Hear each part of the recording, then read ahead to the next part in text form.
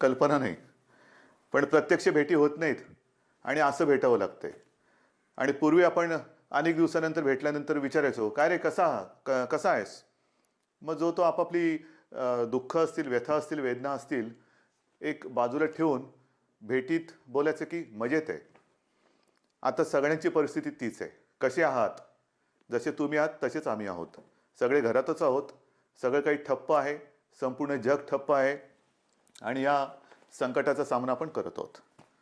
आज मी आपल्याशी बोलताना परवा 1 तारीख आहे. ही 1 तारीख आषाढी तर आहेच, पण जे जे आपल्यासाठी डॉक्टर्स योद्धे बनून लढतायत, त्यांचा डॉक्टर्सचा राष्ट्रीय डॉक्टर दिन आहे. त्या सगळ्यांना मी त्यांचं कौतुक करतो, त्यांना धन्यवाद देतो आणि तुम्ही जी लढाई लढतात आमच्यासाठी, त्याच्यात आम्ही सुद्धा तुमच्यासोबत आहोत. तुमच्यासोबत तुम्हाला आम्ही सहकार्य करतो आहोत आणि करू, हे एक वचन त्यांना देतो. डॉक्टर दिनाबरोबर आपल्या राज्याचे माजी मुख्यमंत्री वसंतराव नाईक, त्यांचाही जन्मदिवस आणि हा सप्ताहच आपण शेतकरी सप्ताह म्हणून साजरा करतो.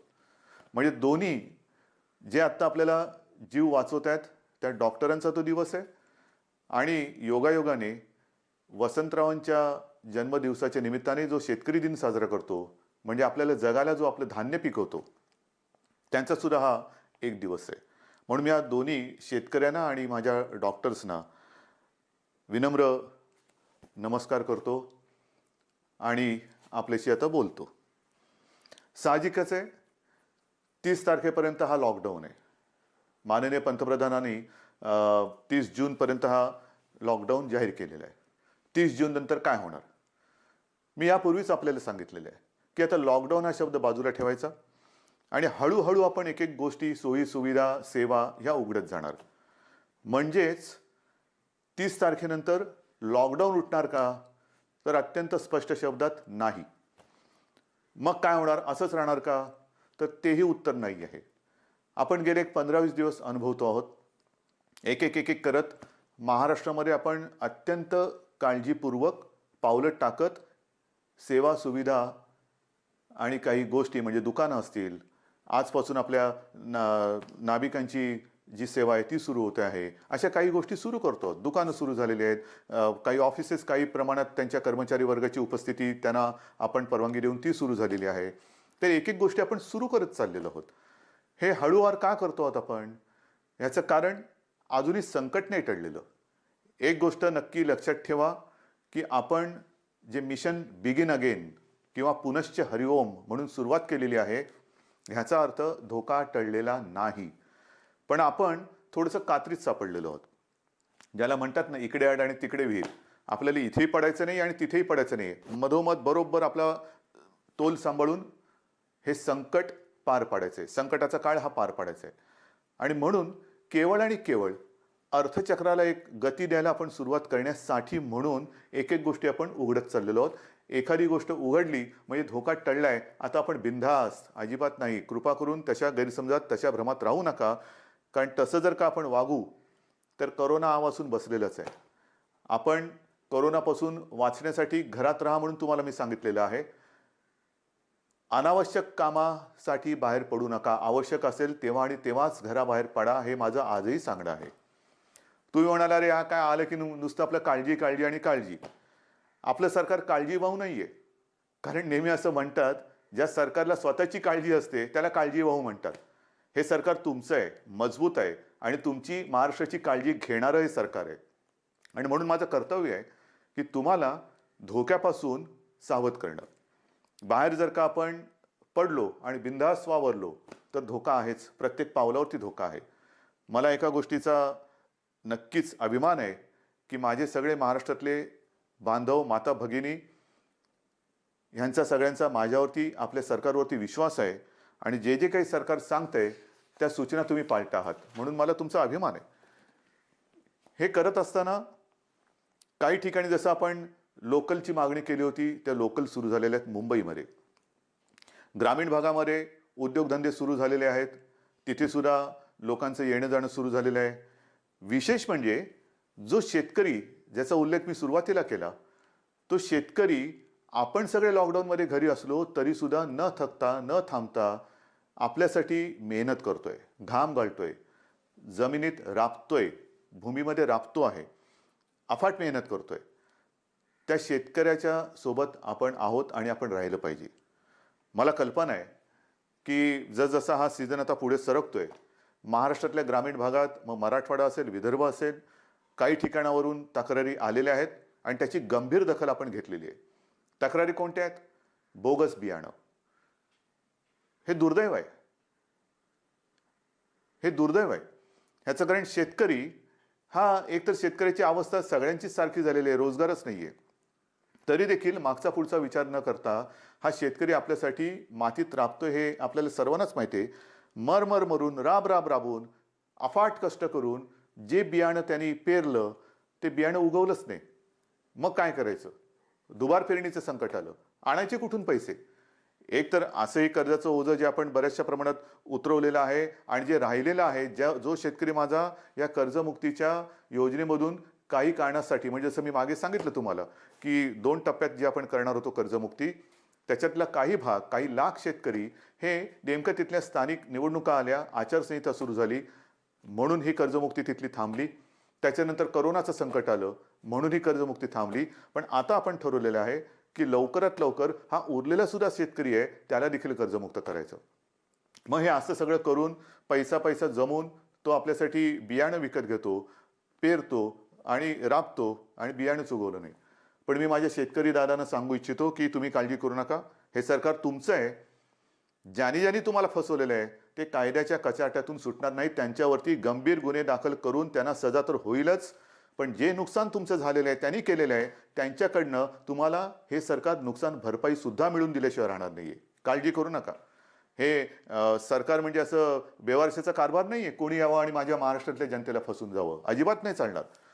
ज्यांनी शेतकऱ्यांना फसवलेलं आहे त्यांना शिक्षाही होणार, त्यांना शिक्षाही करणार.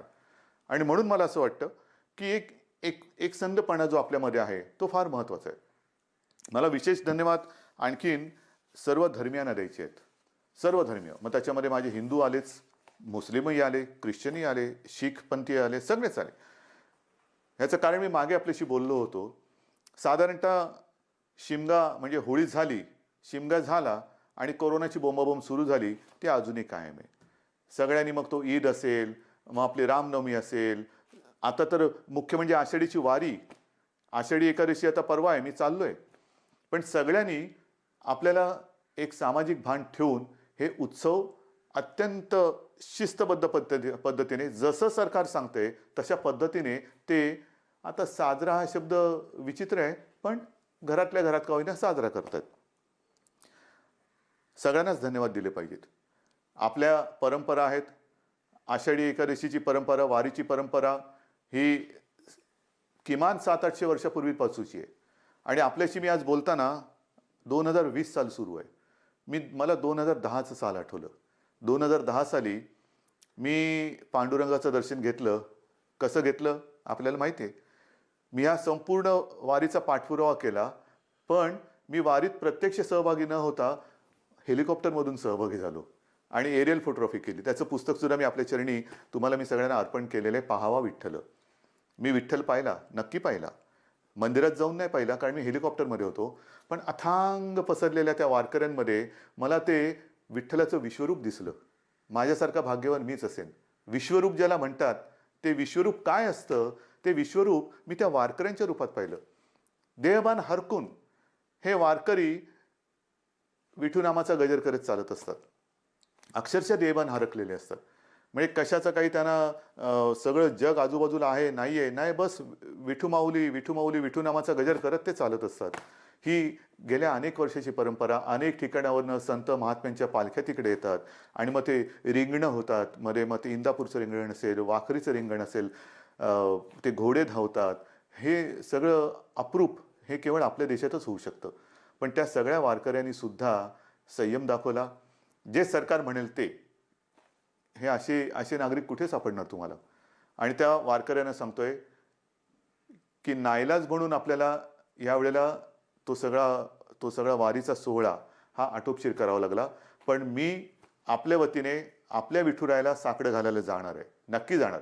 विठुरायाला मी साकडं घालणार की विठुराया हे काय आहे, कोणते दिवस आहेत, कशी दिवस आहेत, कशी परिस्थिती आहे, हे तुझे लाखो करोडो भक्त आज तुझ्या दर्शना विना घरातल्या घरात आहेत. आणि का, तरी अशी विचित्र परिस्थिती आलेली आहे.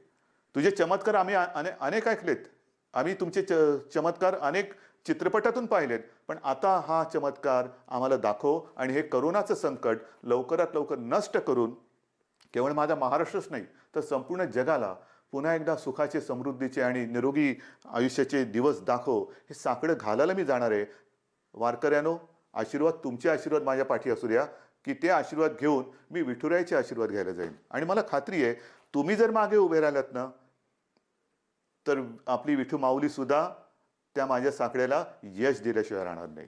तुमचे आशीर्वाद मी आज मागतोय. मी आषाढी एकादशीला तुमच्या सगळ्यांचा प्रतिनिधी, मुख्यमंत्री म्हणून नाही, तो मान बहुमान वेगळा, पण मी तुमचा प्रतिनिधी म्हणून मी जातो आहे. जेव्हा तिथे मी पोहोचेन तेव्हा मी तुमचा प्रतिनिधी, वारकरी म्हणून मी तिथे पोहोचणार आहे. म्हणून मला तुमचे आशीर्वाद पाहिजेत. आषाढीची ही उद्याची आषाढी, परवाची आषाढी एकादशी येते, त्याच्यानंतर दहीहंडी येते. दहीहंडीच्या मंडळानं सुद्धा मला खास धन्यवाद द्यायचे. कोणीही माझ्याशी बोलायला आलं नाही, कोणी कोणाशी चर्चा केली नाही, पण एक सामाजिक भान ठेवून त्यांनी स्वतःहून दहीहंडीचा उत्सव हा रद्द केला. ह्यालाच म्हणतात एक सामाजिक जाणीव, सामाजिक भान. शेवटी उत्सव म्हणजे काय, कोणासाठी उत्सव, आनंदासाठी असेल, पण जर हे संकट चहूबाजूनी आपल्याला वेढून टाकत असेल तरी देखील आम्ही उत्सव साजरे करतोय, हे असा आंधळेपणा नाही उपयोगाचा. मग दहीहंडी झाल्यानंतर मी काल परवाकडेच गणपती उत्सवाबद्दल एक आपल्याला विनंती केलेली आहे. कारण जसं वारीची परंपरा आहे, दहीहंडी आपल्याकडे साजरा होतोय, मग गणपती बाप्पा येणार, मग नवरात्री येणार, मग दिवाळी येणार, त्याच्यामध्ये ईद येणार, मग आपल्या मुंबईमध्ये माउंट मेरीची यात्रा येणार. हे सगळे सणवार, हे सगळ्या धर्मियांचे हे आता येणार. पण त्याच्यामध्ये जर का आपण आपलं सामाजिक भान पाळलं नाही तर ज्या संकटाशी आपण लढतो आहोत त्या संकटाला आपण आपला दरवाजा उघडा करून देतो आहोत. म्हणून मी गणपती उत्सवात सगळ्यांना विनंती केलेली आहे. एक तर सर्व मंडळांची मी बैठक घेतली आणि त्यांना सुद्धा मला खास धन्यवाद द्यायचे आहेत की सर्व मंडळांनी एकसुरामध्ये सांगितलं की उद्धवजी, सरकार घेईल तो निर्णय आम्हाला मान्य आहे. तुम्हाला सुद्धा मी मनापासून नमस्कार करतोय आणि गणरायाला सुद्धा हेच, जे विठुरायाच्या चरणी मी प्रार्थना करतोय, आपण जो निर्णय घेतलाय की यावेळेला एक सामाजिक भान ठेवून हा उत्सव साजरा करूया. मी सर्वांना विनंती केलेली आहे की जिथे जिथे सार्वजनिक गणेशोत्सव होतात, मुंबई, पुणे, सर्वत्र राज्यभर होतात.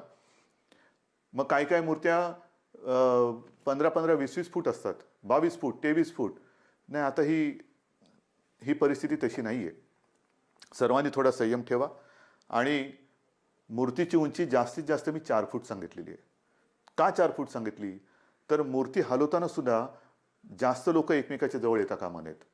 विसर्जनाची सुद्धा, आगमनाची मिरवणूक नाही, विसर्जनाची मिरवणूक नाही. मग गणेशोत्सव साजरा कसा करायचा, अजून थोडा अवधी आहे.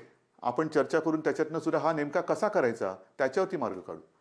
कारण आपण परंपरा जपणारी माणसं आहोत. ज्या लोकमान्यांनी त्या काळात, स्वातंत्र्यपूर्व काळामध्ये घरातला गणपती त्यांनी बाहेर आणला, कारण स्वराज्य, त्याच्यासाठी लोक एकत्र आली पाहिजेत. म्हणजे त्यांनी सणांची चळवळ केली.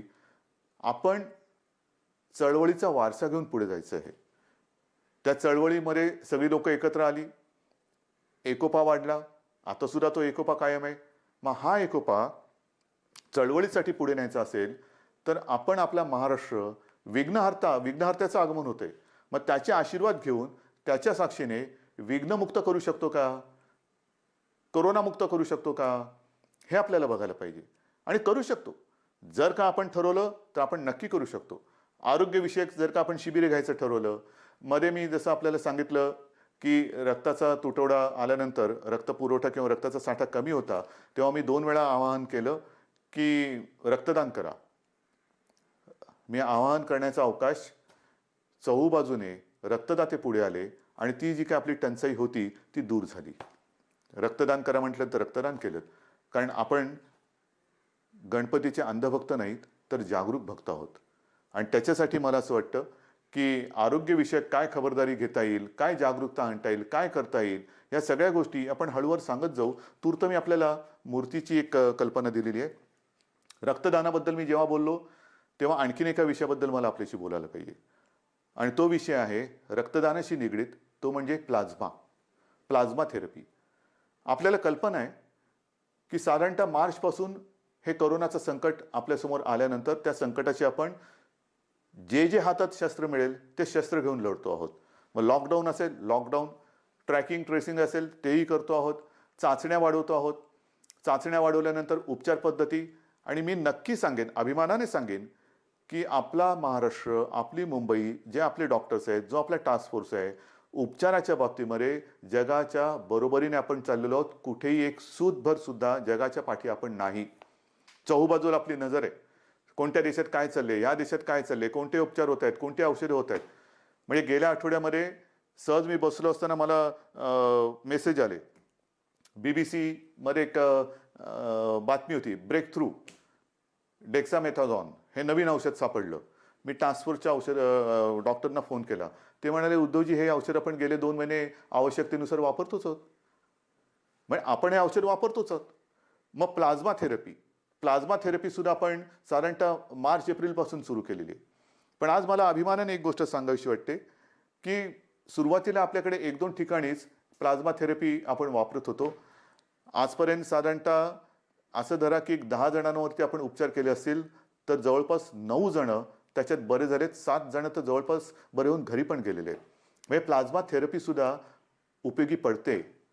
आणि त्याच्यासाठी उद्याच एका गोष्टीचं आपण लोकार्पण करतो आहोत. जे करतो आहोत ते तळमळीने करतो आहोत, मनापासून करतो आहोत आणि आवश्यकतेपेक्षाही थोडं जास्त करण्याचा आपला प्रयत्न आहे. आणि उद्या आपण एक गोष्ट अशी करतोय की कदाचित, मी कदाचित शब्द वापरतोय, कदाचित देशातलं सगळ्यात मोठं प्लाझ्मा थेरपी देणारं आपलं राज्य ठरेल. प्लाझ्मा थेरपीचा वापर करणारं आपलं राज्य ठरेल. कारण आपण ही केंद्र वाढवतो आहोत. पहिल्यांदा 2 होती, त्याचा विस्तार आपण करतो आहोत. उद्या कदाचित देशातलं सगळ्यात प्लाझ्मा थेरपीचा वापर करणारं पहिलं राज्य ठरेल आपलं. पण हे सुविधा झाल्या. मला जे खास करून ज्यांना कोरोना होऊन जे सुखरूप बरे होऊन घरी गेलेत त्यांना एक विनंती करायची. रक्तदान हे कसं, एक रक्तदान कोणी करू शकतो, पण प्लाझ्मा कोणाचा वापरू शकतो? रक्तगटाप्रमाणे तर तो वापरावा लागतोच. पण ज्यांना कोरोना होऊन जे बरे झालेत आणि ज्यांच्या शरीरात ती अँटीबॉडी तयार झालेली आहे, अशांचं रक्त घेऊन त्यातनं प्लाझ्मा घेऊन त्या रक्तगटाच्या रुग्णाला जर तो प्लाझ्मा आवश्यकतेनुसार वापरला तर बऱ्याच रुग्णांचा प्राण आपण वाचवू शकता. आणि म्हणून खास करून मला जे रुग्ण बरे होऊन घरी गेलेले आहेत त्यांना विनंती करतो आहे की कृपा करून आपण पुढे या. आमच्या शासकीय विद्यालयांना जी वैद्यकीय विद्यालय आहेत त्यांना संपर्क करा, शासकीय डॉक्टर्स आहेत त्यांना संपर्क करा आणि आपण जसं रक्तदान करतो, रक्तदानच करायचं आहे, पण तसं प्लाझ्मा दान करा की जेणेकरून आपण वाचलात, आपल्या माध्यमातून आणखीन काही जण वाचू शकतो. ह्यालाच तर आपण एकत्रितपणा म्हणतो, ह्यालाच तर आपण एकजूट म्हणतो. आणि ती आपल्या रक्तामध्ये आहे. आणि ती मी मागेही म्हटलं होतं, लढणं हे आपल्या रक्तात आहे. आणि जेव्हा रक्ताचा तुटवडा होता तेव्हा रक्तदान करून हा लढाऊपणा आपण सिद्ध केलाय. आता हा पुन्हा एकदा सिद्ध करण्याची नव्हे, पण त्याच्या आवश्यकतेनुसार वापर करण्याची गरज आहे. बांधवांनो आणि माता भगिनींनो, एक गोष्ट नक्की आहे की जसं मी औषधाच्या बाबतीत तुम्हाला सांगितलं की कोणत्याही औषधाच्या बाबतीत आपण पाठी नाहीये. सुरुवातीपासून जी औषधं आपल्याला वाटतात की वापरली पाहिजेत, म्हणजे आता सगळीकडे रेमडेसिवीर कितीला मिळणार, रेमडेसिवीर मिळणार की नाही, रेमडेसिवीरची किंमत काय होणार, मग फॅव्हिपिरावीर, म्हणजे जशी जशी नावं येतात तसतसं त्याचा बोलबाला होतो. पहिला होता तो एससीक्यू हायड्रॉक्सिक्लोरोक्विन, मग त्याचा एक हे झाला. ते आपण वापरतोय, आवश्यकतेनुसार वापरतोय. रेमडेसिवीर वापरतो आहोत, टॉझिलिझुमॅब वापरतो आहोत, आयव्हरमेक्टिन वापरतो आहोत, डॉक्सी वापरतो आहोत. तुम्ही नाव सांगा, ती सगळी औषधं आपण इकडे वापरतो. परंतु ही औषधं वापरायला साहजिकच आहे, आपल्याला केंद्र सरकारच्या त्या आरोग्य विभागाची परवानगी लागते. आणि मला एक गोष्ट आपल्याला सांगायची आहे, साधारणतः एप्रिल शेवट किंवा मे असेल, मेची सुरुवात किंवा पहिला मध्ये असेल, आपण ह्या औषधाच्या उपलब्धतेसाठी पाठपुरावा सुरू केला. रेमडेसिवीर आणि फॅविपिरावीर, कारण तिथून परवानगी घ्यावी लागते. मग त्याच्यानंतर एका रुग्णांच्या ग्रुपवरती त्याची टेस्ट घ्यावी लागते. ती यशस्वी झाल्यानंतर मग तिथून परवानगी मिळाल्यानंतर मोठ्या प्रमाणात आवश्यकतेनुसार त्याचा वापर करावा लागतो. आता गेल्या आठवड्यामध्ये ह्याची परवानगी आपल्याला मिळालेली आहे, रेमडेसिवीर आणि फॅविपिरावीर. येत्या काही दिवसात याचा पुरेसा साठा हा आपल्याला उपलब्ध होईल. किमतीची पर्वा करू नका. शासकीय आणि निमशासकीय रुग्णालयामध्ये मी तर म्हणतोय की रेमडेसिवीर आणि ही औषधं आपण मोफत उपलब्ध करून देण्याच्या विचारामध्ये आहोत. पण पहिली गोष्ट ही उपलब्ध होत आहेत आता, म्हणजे कोणी काळजी करण्याचं कारण नाहीये. कसं मिळणार आता आहे, अजून एक थोडे दिवस आपल्याला त्याच्या साठ्याबद्दल किंवा उपलब्धतेबद्दल आपण प्रयत्न करून ती उपलब्ध करून देतो आहोत. पण एकदा का हा साठा आपल्याकडे किंवा ज्याला म्हणतो ना पुरवठा व्हायला लागला की त्याचा कुठे मी तुटवडा पडू देणार नाही, ही तुम्हाला मी खात्री देतोय. रुग्णांची संख्या वाढते, वाढणार. तुम्ही म्हणणार वाढणार म्हणजे काय? नाही, तसं नाहीये. ह्याला दोन गोष्टी आहेत. आपण अर्थचक्राला गती देण्यासाठी काही गोष्टी हळूहळू मिशन बिगिन अगेन म्हणून सुरुवात केलेली आहे. ये जा वाढली, भेटणं वाढलं, संपर्क वाढला, आणि तो संपर्क वाढल्यानंतर साहजिकच आहे रुग्णांची संख्या ही सुद्धा वाढत चाललेली आहे. पण ही रुग्णांची संख्या वाढत असताना आपण टेस्टची संख्या सुद्धा वाढवतो आहोत, आणि ती वाढवलेली आहे. म्हणून आता रुग्ण येण्याची वाट न बघता आपण व्हायरस पोचायच्या आत तिकडे पोहोचण्याचा प्रयत्न करतोय. चेस द व्हायरस ही एक नवीन संकल्पना मुंबईत सुरू केली, ती संपूर्ण राज्यभर आता आपण राबवत आहोत. Chase the virus. आणि त्याच्यासाठी रुग्णांची संख्या जरी वाढत असली तरी आपल्याकडे आरोग्य सुविधाही आपण वाढवत आहोत. औषधांची सुद्धा कुठेही टंचाई होणार नाही. औषधोपचार ते सुद्धा वाढवत आहोत. पण या निमित्ताने मला पुन्हा एकदा काही डॉक्टर्स जे आहेत, ज्येष्ठ डॉक्टर्स, मी समजू शकतो प्रत्येकाला जीवाची काळजी असतेच, पण काही ज्येष्ठ डॉक्टर्स जे 55-60च्या वरती आहेत, पण अनुभव आहे त्यांना, 55-60च्या वरती आहेत, आणि ज्याला आपण म्हणतो की हाय रिस्क, म्हणजे ह्या डॉक्टर्सना सुद्धा, त्यांना सुद्धा सकाळ दुपार संध्याकाळ रात्र 24 तास ही रुग्णांची काळजी आहेच. तर त्यांना सुद्धा इतर काही व्याधी किंवा विकार आहेत, म्हणजे डायबिटीज असतील, किडनीचे विकार असतील, समजा दुसऱ्या काही आणखीन गोष्टी असतील, तर ते सुद्धा थोडेसे घाबरून हॉस्पिटलमध्ये जात नाही आहेत. मी त्यांना नम्रपणाने विनंती करतोय की आपण काळजी करू नका. एक काळ असाही होता की सगळीकडे पीपीई किट मिळत नाही, N95 मास्क मिळत नाही. आता या सगळ्याचा पुरवठा आपल्याकडे मुबलक आहे, साठा मुबलक आहे. काही काळजी करू नका. तुमच्या पाठी सरकार आहे. जे तुमच्या सुरक्षेसाठी आवश्यक आहे ती संपूर्ण खबरदारी घेण्याची तयारी सरकारची आहे. कारण आपण कोविड योद्धा म्हणायचं आणि त्याला बिना शस्त्रांनी पाठवायचं असं अजिबात होणार नाही. पण आज आपली गरज आहे, महाराष्ट्राला गरज आहे, आपल्या अनुभवाची गरज आहे. कारण अनेक ठिकाणी आपण ज्येष्ठ डॉक्टरांची एक अनुपस्थिती हे अनुभवतो आहोत. म्हणून मी सगळ्यांना विनंती करतोय की आपण जिथे जिथे असाल, हॉस्पिटलमधले असाल हॉस्पिटलमध्ये जा, खाजगी आपले दवाखाने क्लिनिक असतील कृपया सुरू करा. ज्या गोष्टीची आपल्याला उपकरणांची आवश्यकता असेल ती सरकारकडून आपल्याला दिली जाईल. तुम्ही त्याच्यात अजिबात काळजी करू नका. तुम्हाला जे पाहिजे ते पुन्हा मिळेल, ते पूर्ण मिळेल.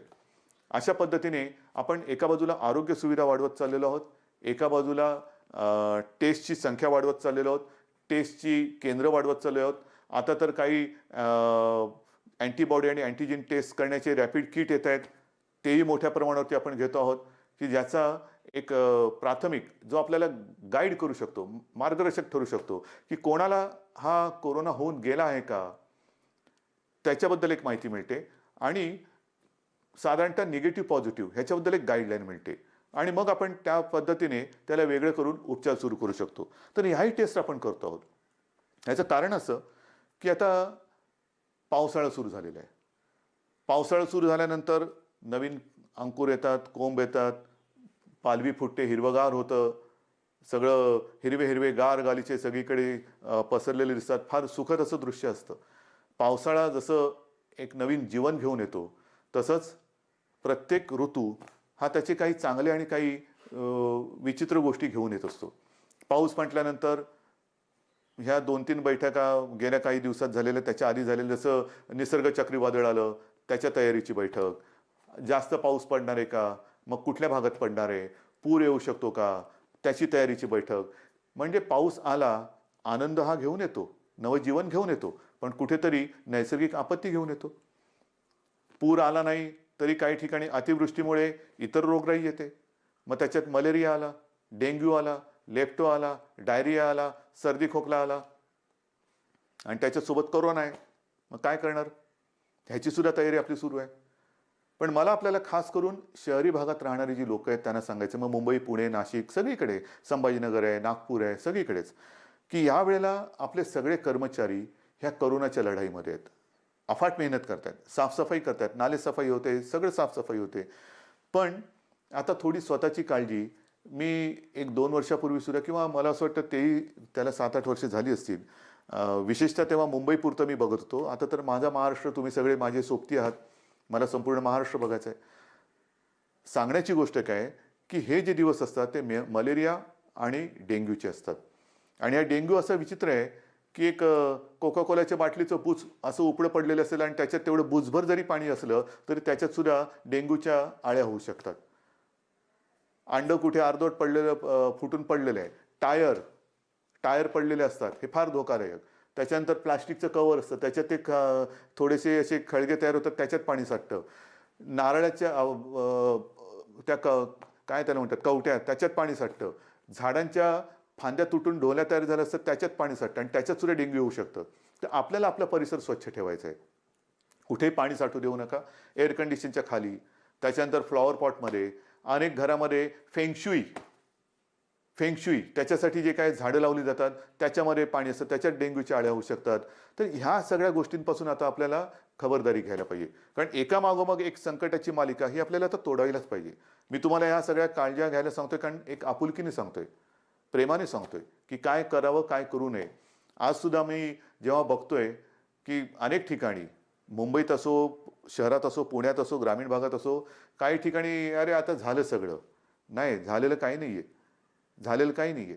भाजीवाले बसलेत, तिकडे सुद्धा गर्दी होते, तोंडावरती मास्क नाही, हात कुठेही लावतायत, चेहऱ्याला हात लागतायत. आपणहून कोविडला बळी पडू नका. आपणहून पडू नका. ह्या ज्या प्राथमिक ज्या काही गोष्टी आहेत ना, ह्या जर का आपण पाळल्या, म्हणजे बाहेर फिरताना तोंडावरती मास्क लावणं, एकमेकांपासून अंतर ठेवणं. मी सुरुवातीला सांगितलं होतं की मॉर्निंग वॉकला आपण परवानगी दिलेली आहे, सकाळचा व्यायाम करायला परवानगी दिलेली आहे. तो आरोग्यासाठी दिलेली आहे, आरोग्य सुदृढ व्हावं म्हणून दिलेले आहे, आजाराला बळी पडण्यासाठी नाहीये. तर ह्या काही गोष्टी ह्या आपल्याला पाळाव्या लागतील. जशा काही काही गोष्टी आपण ओपन करत चाललेलो आहेत, तशा ह्या केसेस वाढत आहेत. आणि काही ठिकाणावरून माझ्याकडे विचारणं होते की आम्हाला ह्या भागामध्ये पुन्हा लॉकडाऊन करण्याची परवानगी द्या. लॉकडाऊन करायचं का? मी आपल्याला प्रश्न विचारतोय, करायचं लॉकडाऊन? कारण हे तुम्ही ठरवायचे. जर गरज नसताना बाहेर पडलात आणि गर्दी केली आणि केसेस वाढायला लागल्या तर पुन्हा ये रे माझ्या मागल्या. मग एक एक गोष्टी आपण पुढे पाऊल टाकताना पुन्हा मागे नाही यायचं आता. म्हणून लॉकडाऊन करायचं की नाही ह्याचा निर्णय आता मी तुमच्यावर सोपवतोय. जर मला असं वाटलं की गर्दी वाढते, केसेस वाढतायत, तर मी प्रशासनाला सांगितलेलं आहे की अशा ठिकाणी जर का आवश्यकता वाटली, शक्यतो नको पण आवश्यकता वाटली, तर मग पहिल्यासारखा लॉकडाऊन करण्याची गरज तिकडे पडू शकते. कारण कोरोना हा व्हायरस वस्त्या, एक एक वस्ती, जसं काही ठिकाणी तो शिखरावरती पोचला, खाली आला, पण वस्ती बदलली. काही ठिकाणी जिकडे अजून प्रादुर्भाव नाहीये तिकडे सुद्धा गाफील राहून नाही चालणार. तर ह्या अशा काही काळज्या घेऊन आपल्याला ह्या पुढच्या काळाची वाटचाल करायची आहे. दरम्यान मी तुम्हाला सांगितलं की शेतकऱ्यांसाठी सुद्धा कर्जमुक्तीची योजना जी थोडी काही भागात अपूर्ण राहिली ती आपण पूर्ण करतोय. बोगस बियाण्यामुळे फसले गेलेले शेतकरी, त्यांच्या पाठीशी आपण उभे राहतो. आता 30 जूनला प्रधानमंत्री गरीब कल्याण योजना, ह्याच्यामध्ये खास करून जे भगवं रेशन कार्ड ह्यांना अन्नधान्य देण्याची जी योजना आहे तिची मुदत संपते. बिना रेशन कार्ड म्हणजे ज्यांच्याकडे रेशन कार्ड नाही त्यांना अन्नधान्य देण्याची योजना संपते. मी गेल्या 8-10-15 दिवसापूर्वी जेव्हा प्रधानमंत्र्यांची व्हिडिओ कॉन्फरन्स होती तेव्हा स्वतः ही मागणी केलेली आहे की 30 तारखेला ही मुदत संपते, धान्य देण्याची मुदत संपते आहे. कृपा करून आणखीन 3 महिन्यासाठी आम्हाला वाढवून द्या. कारण अजूनही हे संकट गेलेलं नाही, उलट केसेस वाढत आहेत.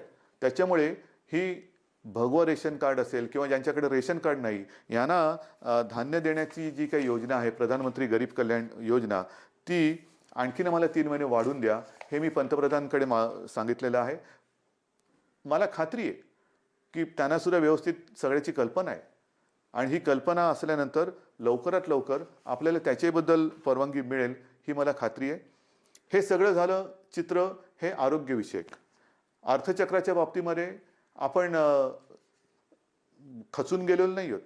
मला एका गोष्टीचा अजून एक अभिमान आहे, नक्कीच आहे, की गेल्या 15 दिवसात महाराष्ट्राने जवळपास 16,000 कोटींचे सामंजस्य करार काही विदेशी कंपन्यांसोबत केलेले आहेत. 16,000 कोटी ही एक फार आपली जमेची बाजू आहे. म्हणजे या संकटामध्ये सुद्धा आपला महाराष्ट्र हा विविध गुंतवणूकदारांना आणि उद्योजकांना आपला वाटतोय हे फार महत्त्वाचं आहे. येत आहेत या गुंतवणूकदारांना कुठे आपण दरवाजे बंद ठेवलेले नाही आहेत. या माझ्या महाराष्ट्रात या, माझ्या विदर्भात या, माझ्या मराठवाड्यात या, माझ्या कोकणात या, माझ्या उत्तर महाराष्ट्रात या, पश्चिम महाराष्ट्रामध्ये या, जिथे तुम्ही म्हणाल तिथे तुम्ही या. जे जे काय तुम्ही कराल तुम्ही जरूर करा. तुमच्यासाठी आमच्या महाराष्ट्राची, देशाची आणि महाराष्ट्राची दारं उघडी आहेत. आल्यानंतर साहजिकच आहे अर्थचक्राला गती मिळाली पाहिजे. माझ्या स्थानिक भूमिपुत्रांना नोकऱ्या मिळाल्या पाहिजेत, रोजगार मिळाला पाहिजे. ह्या सगळ्या गोष्टींसाठी आपण नुसतं कोरोना एके कोरोना करत नाही बसलेलो आहोत. इतर सुद्धा काही ज्या गोष्टी आहेत, ज्या उद्योगधंद्याच्या बाबतीत असतील, विकास कामाच्या बाबतीत असतील, ह्याही गोष्टी, ह्याही आघाड्यांवरती आपण ती ऑफिसेस लॉकडाऊनमध्ये ठेवलेली नाहीत. आपला संपर्क सुरू आहे. सगळ्यांना आपण संपर्क करतो आहोत, त्यांच्या आवश्यकता समजून घेतो आहोत. आपण त्यांना काय देऊ शकतो त्याच्यावरती विचार करतो आहोत. काही अटी तटी शर्ती म्हणजे आल्यानंतर असं काही जणांना होतं, नको तो बाबा महाराष्ट्र, आम्ही चाललो परत. तसं नाही आहे. तुम्ही सांगा काय काय आम्ही करू शकतो, हे आम्ही करू शकतो, ते तुम्हाला मान्य असेल जरूर या. एकदा आलात की तुम्हाला कुठेही आडकाठी केली जाणार नाही. या पद्धतीने आपण जातो आहोत. मग ते पर्यटनाच्या बाबतीत असेल, उद्योगधंद्याच्या बाबतीत असेल, चहूबाजूनी आपण आपले प्रयत्न सुरू आहेत.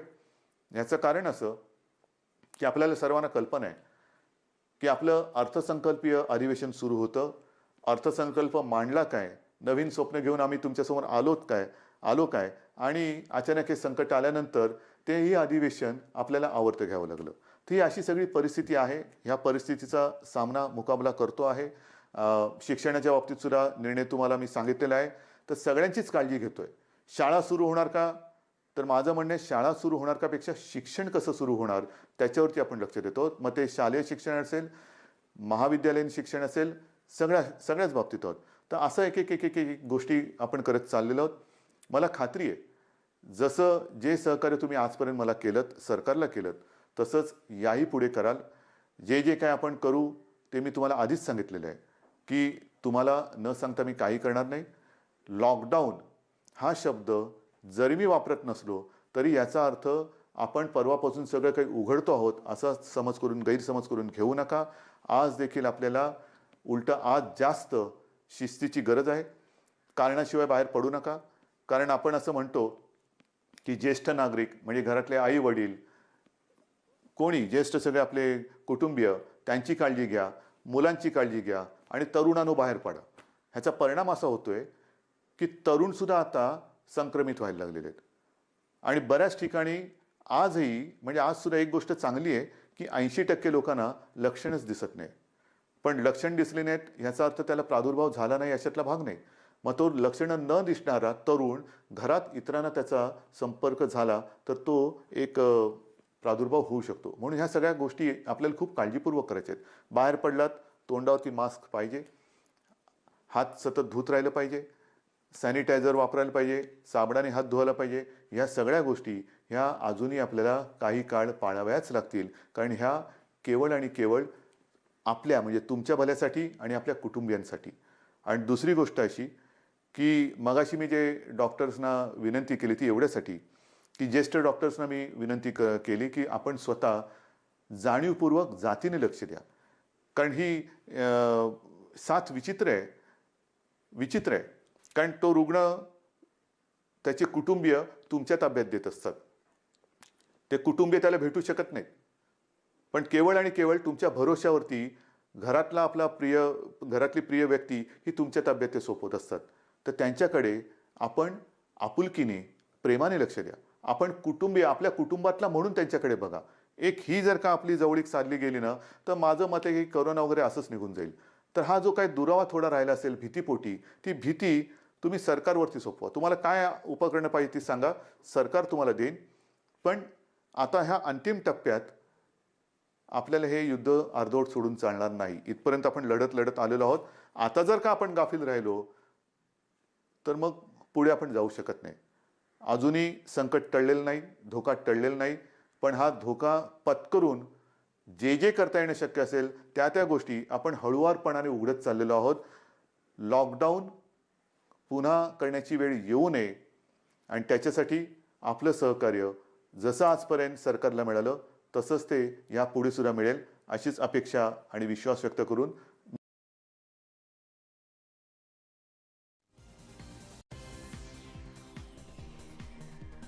तर आपण पाहिलं मुख्यमंत्री उद्धव ठाकरेंनी राज्यातील नागरिकांशी संवाद साधलेला आहे. कोरोनाशी लढणाऱ्या डॉक्टरांच्या कामाला सलाम करून त्यांनी आपल्या संवादाला सुरुवात केली आणि महत्त्वाची माहिती त्यांनी दिलेली आहे.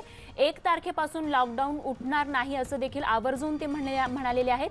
तर धोका संपलेला नाही, आवश्यकता असेल तरच घराबाहेर पडा. आपण काही गोष्टी सुरू करण्यासाठी परवानगी दिली आहे, पण गोष्टी सुरू झाल्या म्हणजे सगळं काही ठीक आहे म्हणून बेजबाबदार वागून चालणार नाही असंही आवाहन त्यांनी केलेलं आहे जनतेला. तर मुख्यमंत्र्यांनी यावेळी बोलताना त्यांचा 2010चा आषाढी वारीचा फोटोग्राफीचा अनुभवही शेअर केला. सोबतच यंदा महापूजेला आपण आषाढीला जाणार आहोत आणि विठुरायाला सगळ्यांच्या वतीनं साकडं घालणार आहोत. कोरोनाच्या संकटातून आम्हाला बाहेर काढ, पुन्हा हे सगळं सुरळीत होऊ दे असं साकडं ते विठुरायाच्या चरणी घालणार आहे. सोबतच गणेशोत्सव, दहीहंडी अशा सगळ्या सणांमध्ये कराव्या लागणाऱ्या बदलांचा देखील त्यांनी उल्लेख केला. आपल्या देशाची परंपरा जपू पण सध्याच्या परिस्थितीचं भान ठेवून. सोबतच महत्त्वाची माहिती त्यांनी दिलेली आहे प्लाझ्मा थेरपी संदर्भात. आणि महत्त्वाच्या अपडेटसह या बुलेटिनमध्ये अगदी छोटासा ब्रेक घेऊन लगेचच परत येतो. बघत रहा न्यूज 18 लोकमत.